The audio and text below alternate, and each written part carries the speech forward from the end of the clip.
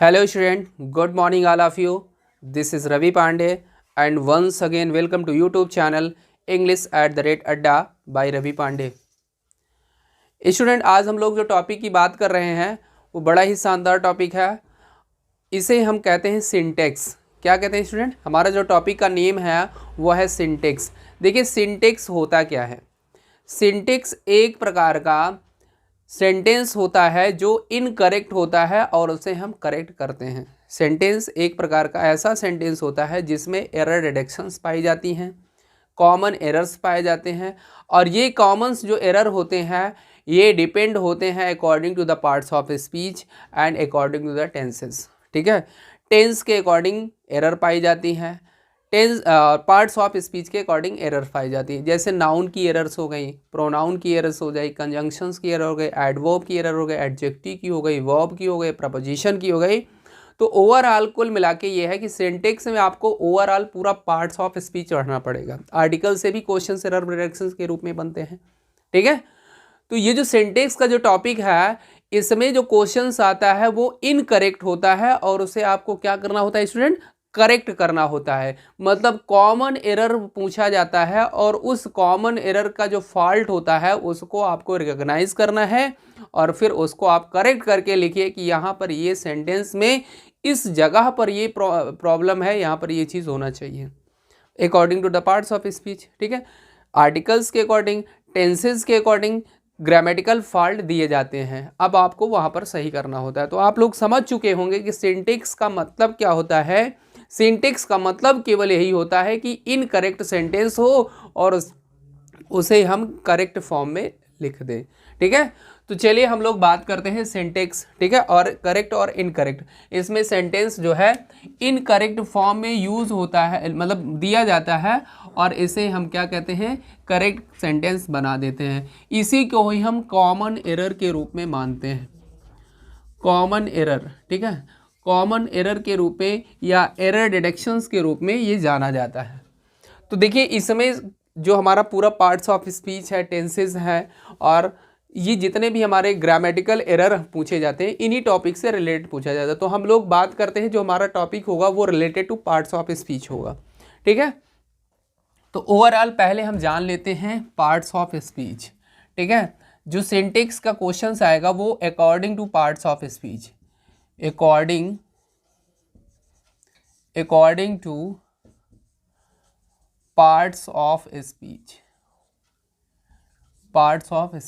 Parts of speech के according जो है एरर पूछे जाएंगे। तो सबसे पहले ओवरऑल एक बार हम लोग जान लेते हैं कि पार्ट्स ऑफ स्पीच में कौन कौन से ऐसे वर्ड्स हैं, कौन कौन से उनको हम किस फॉर्मेशन के अकॉर्डिंग उनका रिकॉग्नाइज करते हैं। ठीक है, उनके बारे में हम टोटल जानते हैं। तो there are 8 parts of speech. ठीक है, कितने होते हैं? There are 8 parts of speech. There are 8 parts of speech. 8 प्रकार की क्या होती है? पार्ट्स ऑफ स्पीच होती है हमारे इंग्लिश लैंग्वेज में।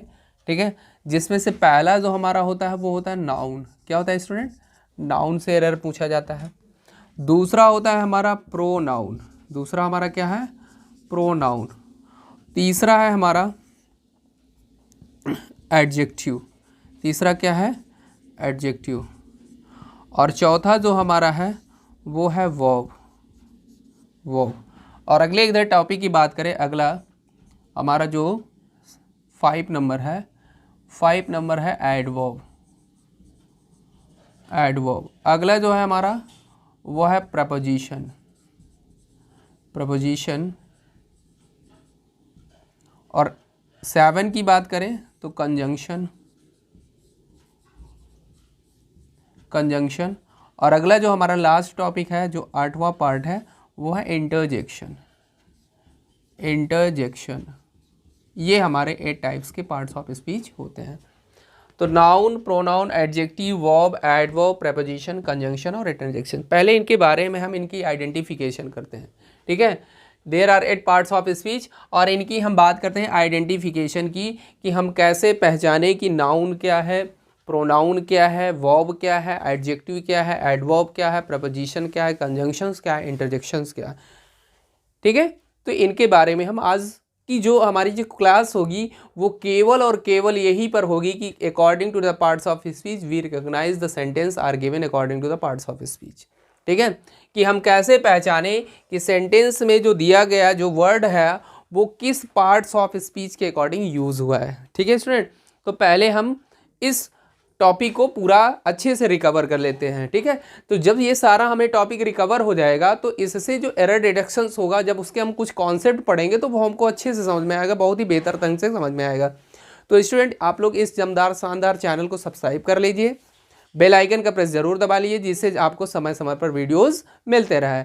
और जितने भी हमारे स्टूडेंट जुड़ चुके हैं, जो सब्सक्राइब कर लिए हैं चैनल को, तो वो हमारे जो लास्ट वीडियोस जो पढ़े हुए हैं, जैसे हमारे डायरेक्ट नरेशन के टॉपिक्स के रिलेटेड, वर्ड पावर से रिलेटेड पढ़ा हुआ है वीडियो। ठीक है, और ट्रांसफॉर्मेशन भी हमने आपको पढ़ा दिया, उससे रिलेटेड वीडियोस इस चैनल पर पढ़े हुए हैं, तो आप लोग उनको एक बार ज़रूर देख लीजिए।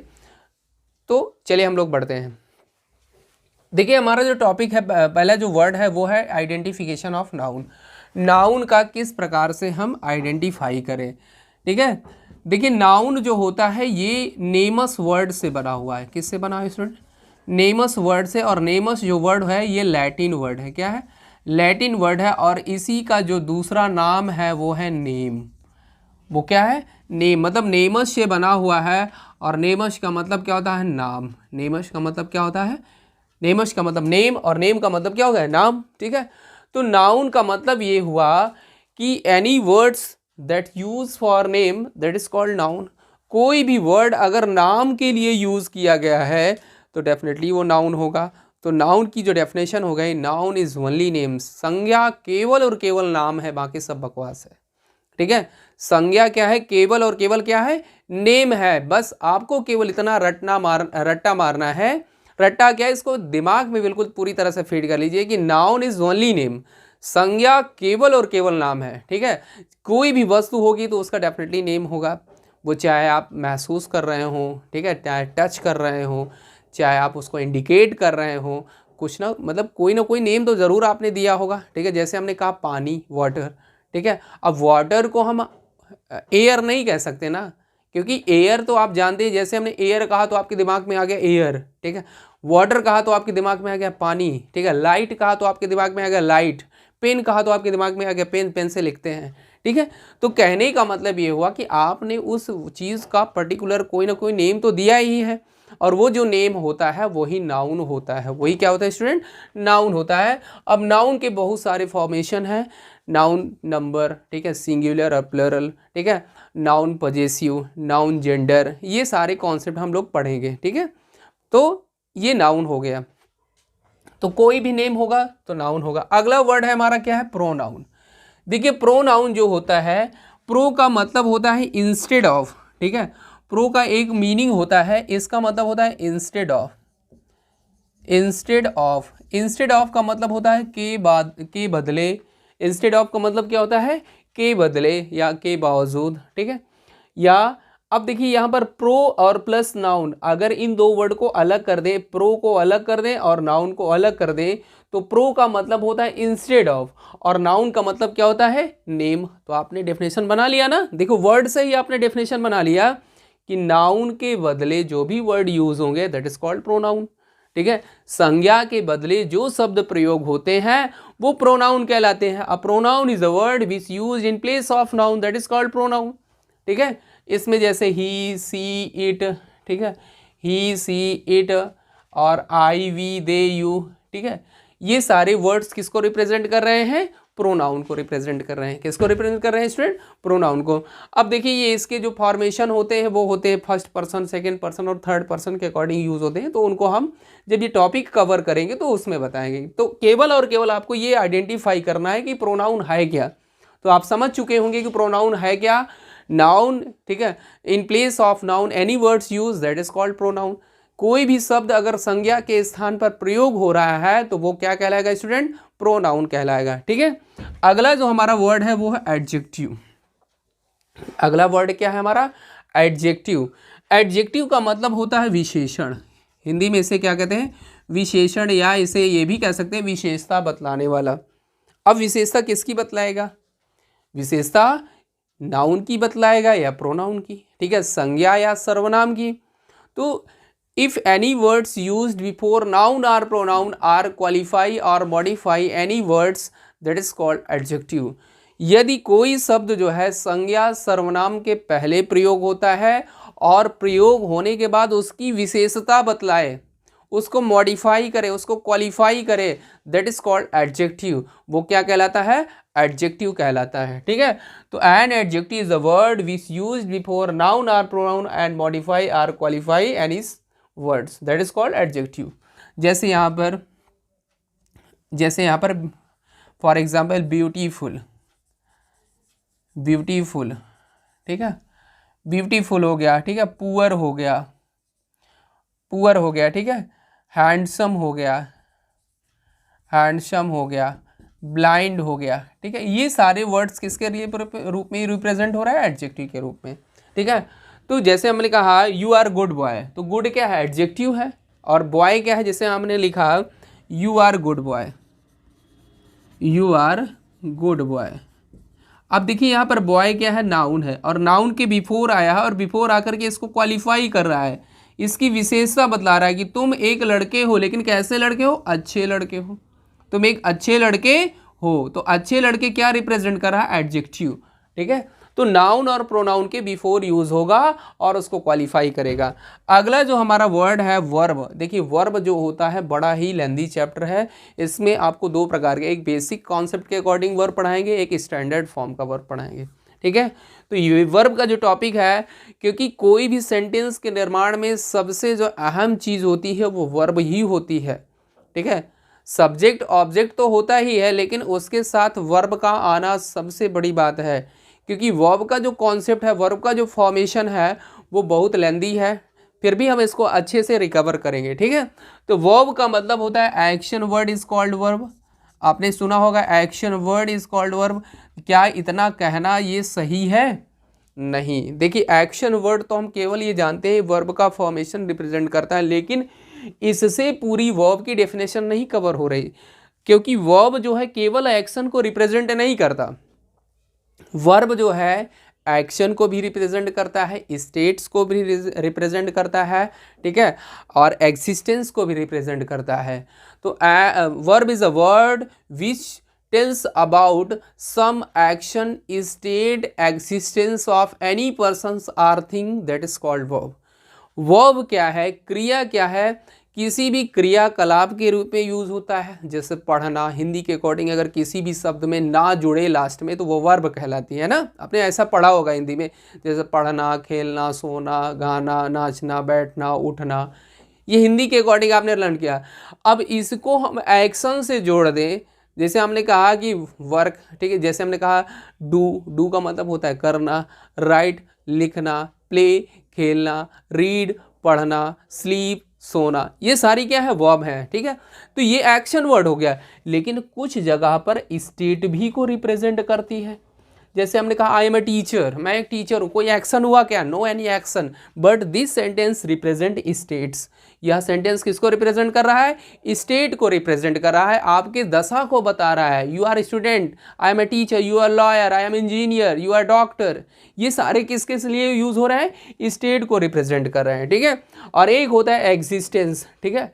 एग्जिस्टेंस के लिए रूप यूज होता है, जिसका मतलब होता है अस्तित्व, जिसका मतलब क्या होता है? अस्तित्व, ठीक है। जैसे the sun rises in the east, सूर्य पूर्व में निकलता है, तो उसमें अस्तित्व है ना, एग्जिस्टेंस है, ठीक है। अब एक्शन थोड़ी ना कर रहा है कि आपने देखा होगा कि सन कोई एक्शन करता हुआ है, नहीं, ठीक है।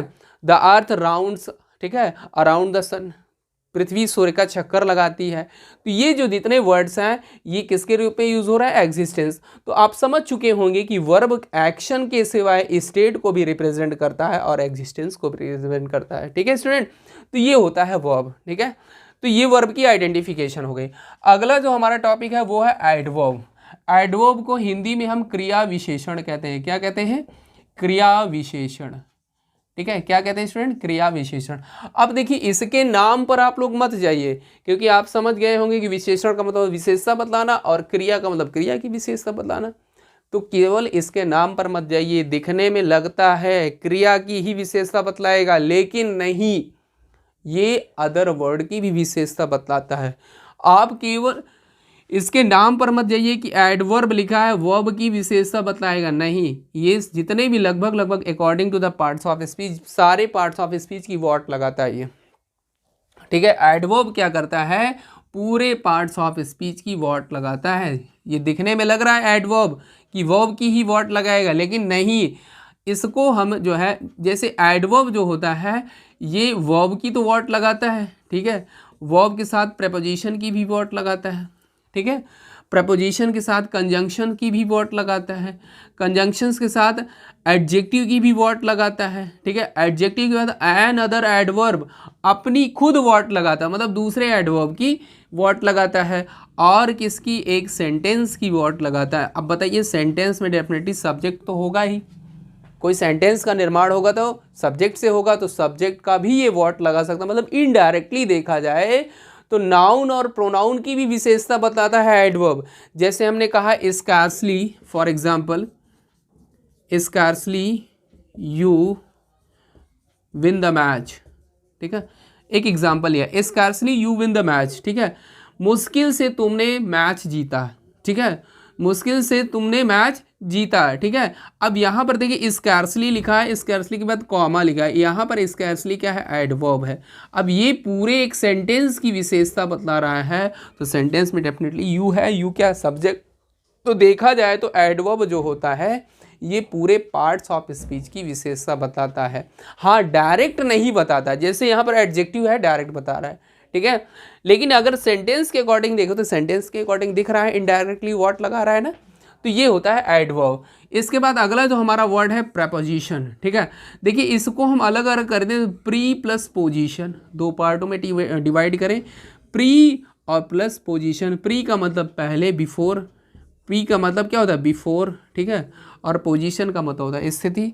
इसका मतलब ये हुआ कि प्रेपोजिशन एक ऐसा वर्ड है जो किसी भी सेंटेंस में सब्जेक्ट और ऑब्जेक्ट को जोड़ने का काम करता है, रिलेशन बताता है, और रिलेशन के साथ साथ उसकी पोजीशन को भी रिप्रेजेंट करता है। फॉर एग्जांपल, जैसे my book is on the table, जैसे मान ली सपोज दैट ये एक टेबल है, ठीक है, और इस टेबल के ऊपर एक ये बुक रखी है, तो आप यही तो बोलेंगे my book is on the table, मेरी बुक जो है मेज पर है, my book is on the table, on the table, ठीक है।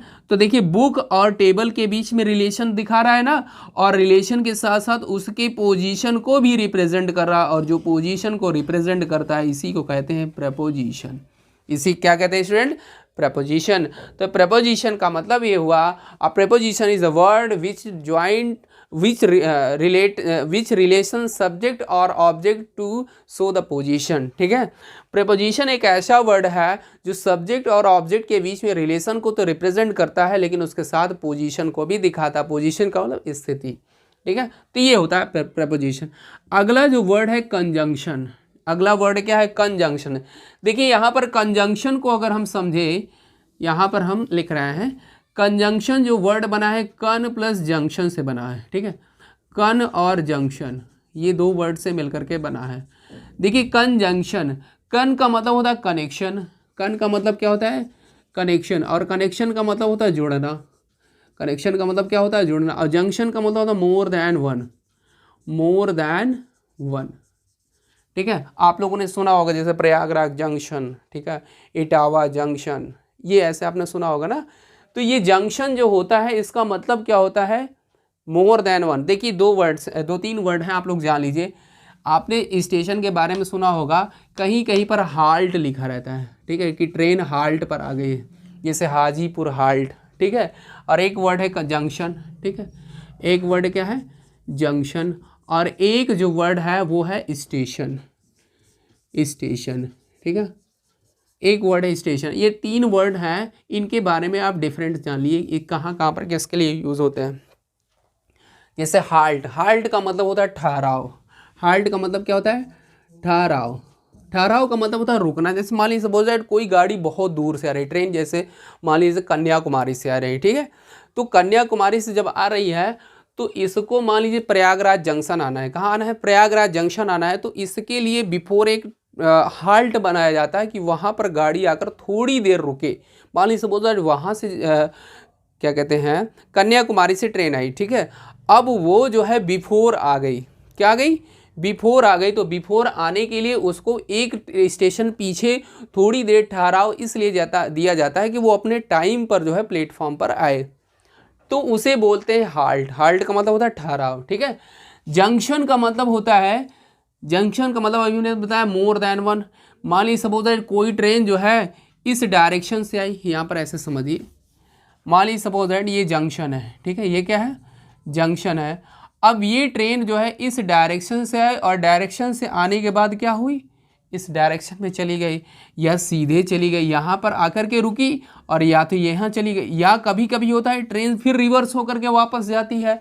तो मोर देन वन मतलब एक स्थान से दूसरे स्थान तक जाने के लिए जो है उसको डायरेक्शन चाहिए, तो उसे कहते हैं जंक्शन। और एक वर्ड है स्टेशन। स्टेशन का मतलब होता है जहाँ पर गाड़ी आकर के पैसेंजर को लेती है, ठीक है, वो होता है स्टेशन। जहाँ पर गाड़ी आकर के पैसेंजर को लेती है और रुकती है 10 मिनट 5 मिनट जो भी उसका टाइम है उसके अकॉर्डिंग पैसेंजर को लेती है फिर जाती है, वो होता है हमारा स्टेशन। तो तीनों वर्ड में आप समझ चुके होंगे। तो चलिए बात करते हैं कंजंक्शन। तो कन का मतलब होता है कनेक्शन और जंक्शन का मतलब होता है मोर देन वन। तो आप समझ चुके होंगे कि ये क्या करता है, conjunction is a word which joined two words or two phrases or two clauses or two sentences. Conjunction क्या करता है, दो शब्दों को जोड़ता है, दो वाक्यों को जोड़ता है, दो उपवाक्यों को जोड़ता है और दो शब्दांशों को जोड़ता है, वो हमारा क्या कहलाता है, कंजंक्शन कहलाता है। Conjunction is a word which joined two words two phrases two clauses or two sentences, that is called conjunction. दो या दो से अधिक भी हो सकता है, केवल ये नहीं कि केवल दो ही वर्ड, जैसे Ram and Shyam playing football match, ठीक है, Ram and Shyam are playing football match. तो राम और श्याम दो शब्द हैं, दोनों में एंड लगा हुआ, एंड क्या हो गया, कंजंक्शन हो गया। नरेशन में आपने पढ़ा होगा रिपोर्टिंग वर्ब को रिपोर्टेड स्पीच से जब चेंज करते हैं इनडायरेक्ट बनाते हैं तो बीच में कंजंक्शन लगाते हैं ना, तो दो सेंटेंसों को जोड़ने का काम करता है, दो क्लाउजों को जोड़ने का काम करता है। कंडीशनल सेंटेंस आपने पढ़ा होगा, if you work hard you will get succeed in your life, ठीक है, यदि तुम कठिन मेहनत करते हो तो तुम अपने जीवन में सफल हो जाओगे। तो कंडीशनल सेंटेंस भी एक प्रकार के क्या होते हैं, कंजंक्शन से जुड़ करके बने होते हैं। तो ये होता है कंजंक्शन। अगला जो हमारा टॉपिक है वो है इंटरजेक्शन। क्या है, इंटरजेक्शन। देखिए इंटरजेक्शन एक ऐसा टॉपिक है जो एग्जाम में कभी कभार पूछा गया है, इससे कभी आज तक रेयर केस में क्वेश्चंस बना है, ठीक है, प्रॉपर वे में इससे क्वेश्चंस नहीं बन रहा है, फिर भी ये पार्ट्स ऑफ स्पीच का टॉपिक है तो इसके बारे में थोड़ी बहुत डिटेल्स हम लोग पढ़ेंगे। तो इस पर हमें ज़्यादा फोकस नहीं करना है, फोकस आपको ओवरऑल जितने भी 7 पार्ट्स ऑफ स्पीच है इनमें हमें करना है। इंटरजेक्शन से रिलेटेड कोई आज तक क्वेश्चंस नहीं बना कई साल के अंदर, ठीक है, तो इसके बारे में हम आपको डिटेल्स थोड़ा बहुत बता देंगे। बाकी जो हमारा क्वेश्चन जहाँ से बनेगा उसके बारे में हम लोग पूरे डिटेल्स से पढ़ेंगे, ठीक है। तो ये था हमारा identification of parts of speech कि कैसे हम पार्ट्स ऑफ स्पीच को पहचाने, कि नाउन क्या है, प्रोनाउन क्या है, वर्ब क्या है, एडजेक्टिव क्या है, प्रपोजिशन क्या है, कंजंक्शंस क्या है, ठीक है, इंटरजेक्शन क्या है, ये है। अब देखिए पार्ट्स ऑफ स्पीच में एक टॉपिक और आता है आर्टिकल, ठीक है। आर्टिकल एक प्रकार से देखा जाए तो उसका नाउन में ही पढ़ा दिया जाएगा, लेकिन आर्टिकल से भी क्वेश्चंस बना है, ठीक है। आर्टिकल को हम डिटरमिनर भी कहते हैं। क्या कहते हैं स्टूडेंट, डिटरमिनर भी कहते हैं। और डिटरमिनर का मतलब होता है निर्धारण करने वाला, संज्ञा या सर्वनाम को निर्धारित करता है। इसके लिए दो ही वर्ड हैं, दो वर्ड ए एन और एक है द, ठीक है। ए एन को हम जो है इंडेफिनिट आर्टिकल मानते हैं, इंडेफिनिट आर्टिकल मानते हैं, और द को हम क्या मानते हैं, डेफिनिट आर्टिकल, डेफिनिट आर्टिकल। तो ए एन का यूज़ और द का यूज़ जो हम नेक्स्ट वीडियो में पढ़ेंगे। तो आज के लिए स्टूडेंट इतना ही, हम नेक्स्ट वीडियो में पूरा एक एक टॉपिक को अच्छे से रिकवर करेंगे। तो आप लोगों से केवल एक ही रिक्वेस्ट है कि इस दमदार, शानदार और जानदार चैनल को आप लोग सब्सक्राइब कर लीजिए। जितने भी हमारे स्टूडेंट जुड़ चुके हैं, जिन्होंने चैनल को सब्सक्राइब कर लिया है, वो अपने फ्रेंड को ज़रूर शेयर करें और उनसे ज़रूर इस चैनल को सब्सक्राइब कराएं, क्योंकि ये फ्री ऑफ कॉस्ट चैनल है, ठीक है। इसमें आपसे कोई भी फ़ी नहीं ली जाएगी और आपके एग्ज़ाम से रिलेटेड जो भी क्वेश्चंस बनेंगे बड़े ही शानदार क्वेश्चंस बनेंगे। और इन टॉपिक को अगर आप अच्छे से रिकवर कर लेते हैं तो मुझे नहीं लगता कि आपका क्वेश्चंस कभी फंस सकता है। और जो पार्ट्स ऑफ स्पीच है, ये इतना, parts of speech is the called a backbone of English language. Parts of speech जो है अंग्रेजी की रीढ़ की हड्डी है। अगर आपने इसके नब्ज़ को पकड़ लिया, होता है ना डॉक्टर जैसे इसको नब्ज़ को पकड़ लेते हैं तो बीमारी पकड़ लेते हैं कि क्या बीमारी है। तो अगर इसकी आपने रियल में स्टडी अच्छे से कर लिया तो मुझे नहीं लगता कि आपको इंग्लिश सीखने से कोई रोक सकता है। ठीक है, तो इसको आप एक दो बार ज़रूर पढ़ लेना मेरे स्टूडेंट। और जितने भी हमारे नए हैं स्टूडेंट, उसको जो हमारे लास्ट वीडियोस पढ़ चुके हैं उनको आप लोग ज़रूर देखिए। और जो आपके कमेंट्स हैं उन कमेंट्स का आंसर हम नेक्स्ट वीडियो में देंगे। तो आज के लिए इतना ही। Thanks all of you. यार